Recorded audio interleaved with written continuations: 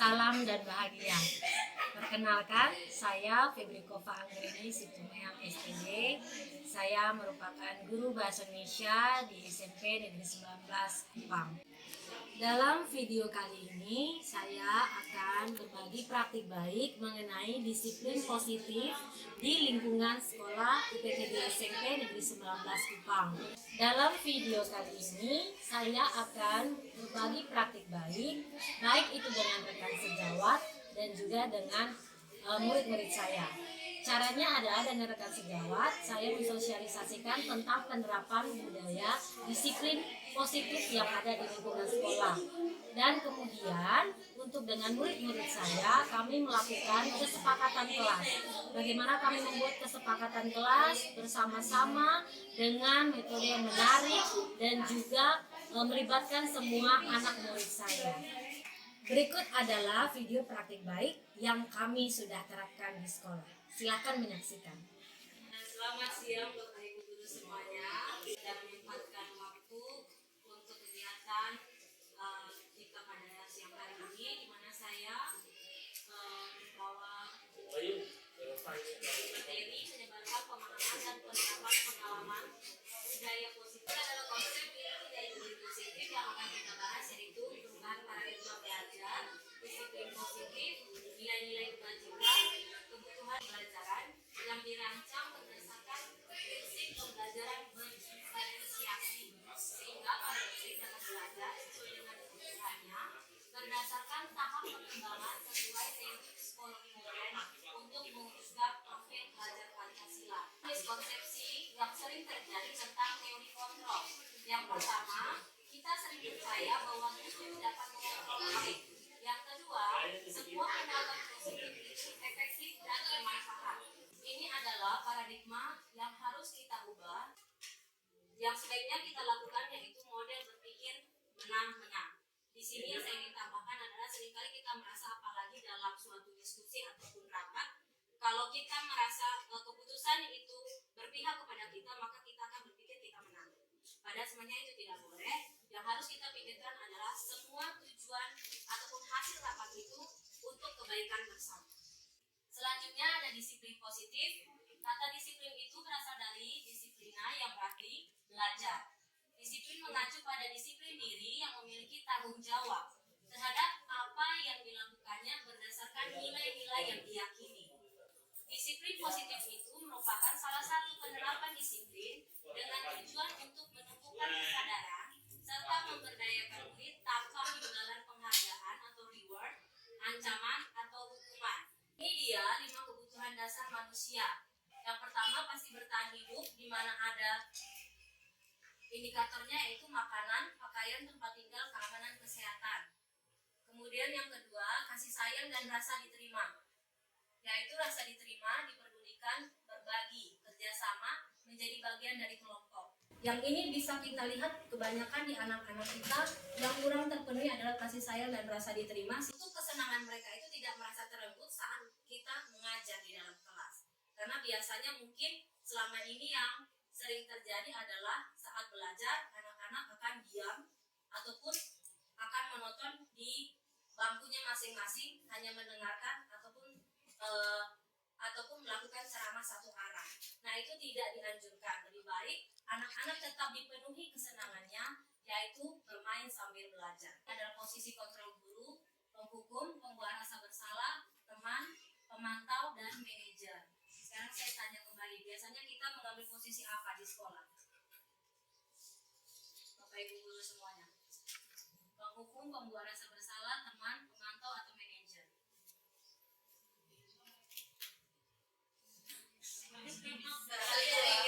Kolaborasi atau Jadi mungkin yang paling sering penghukum ya. Oke, penghukum, kemudian kadang juga pemantau, lihat dari depan kita sudah pantau anak-anak terlambat atau tidak. Jadi di antara yang ini, yang paling tepat adalah sebagai posisi manajer. Dan kita akan bahas di slide selanjutnya. Nah, keyakinan kelas itu perbedaannya adalah dia bersifat abstrak. Jadi bersifat dari nilai-nilai kebajikan yang tadi sudah kita lihat bersama. Ada yang gotong royong, ada yang menghargai, Nah, kemarin kelas 8B sudah membuat keyakinan kelas. Jadi kita menggunakan Padlet di mana murid kelas yang ingin mereka terapkan di kelas. Kesulitan. Ada juga di sini wajib membayar uang kas. Harus mengerjakan jaga kebersihan kelas. Kemudian seperti kalau tidak memaki itu termasuk ke dalam nilai kebajikan, saling menyayangi, menghargai, menghormati. Dan yang seperti tadi kita lihat bahwa setiap tindakan itu memiliki tujuan. Jadi ada latar belakang dari tujuan setiap anak-anak kita. Baik tadi ada yang mungkin merasa kurang kasih sayang, atau mungkin yang faktor ekonominya itu masuk ke bertahan hidup, dan juga kesenangannya yang mungkin belum terpenuhi. Sekian dari saya. Semoga materi dapat membantu kita dalam pembelajaran kita setiap harinya. Terima kasih. Terima kasih. Ya, silakan Pak Jiba. Terkait dengan penerapan hukuman atau menurut peta di sekolah ini baik guru atau siswa sudah terbiasa dengan budaya hukuman. Maksudnya karena itu kamu bisa kasih spontan terus reaksi juga kamu bisa dapat. Nah, Dan memang itu masih menjadi kendala di kita. Namun saran saya, jika memang bisa dilakukan, sebaiknya kita melakukan pendekatan segitiga restitusi ini dulu. Walaupun seperti yang tadi kita bilang belum mudah atau tidak gampang untuk dilakukan, minimal kita tanya dulu apa yang menjadi latar belakang atau penyebab dari perbuatan mereka. Jadi diharapkan memang itu ada kerjasama antara guru wali kelas dengan guru BK untuk menangani anak-anak ini, apalagi dengan kesalahan yang sama ataupun yang berulang. Mungkin guru BK dan wali kelas bisa membuat jurnal perkembangan anak terkait perilaku mereka yang sering tidak menyenangkan. Di sini Ibu bisa pantau siapa yang sudah mengisi.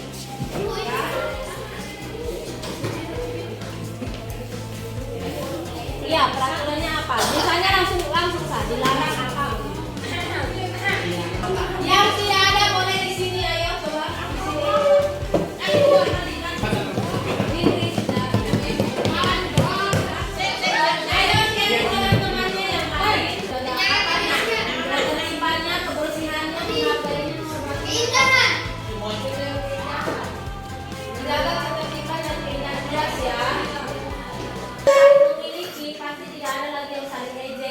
Saling bully, bilang temannya bodoh dan lain sebagainya.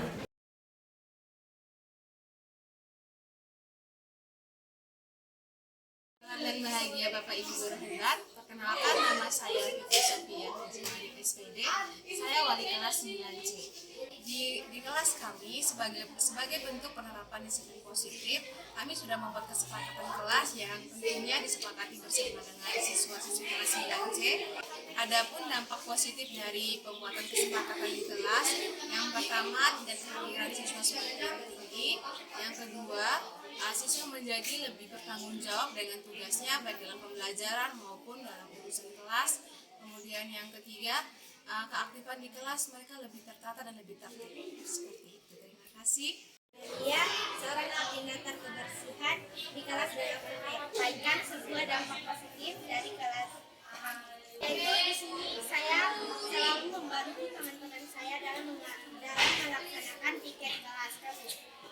Contohnya, saya selalu membantu mereka untuk membersihkan area lingkungan kelas kami. Sekian dari saya. Nama saya Harun Junior Hinalungu. Saya dari kelas 8B dan kami sudah mempunyai visi dan kesepakatan kelas. Visi kami adalah menjadi kelas yang harmonis dan inklusif. Kesepakatan kelas kami adalah yang pertama, masuk dan keluar kelas tepat waktu. Yang kedua adalah menjaga kebersihan dan inventoris barang di kelas. Yang ketiga adalah saling menjaga, mengasihi dan menghormati dengan guru dan teman. Yang keempat adalah berbicara dengan sopan dan tidak melakukan bully.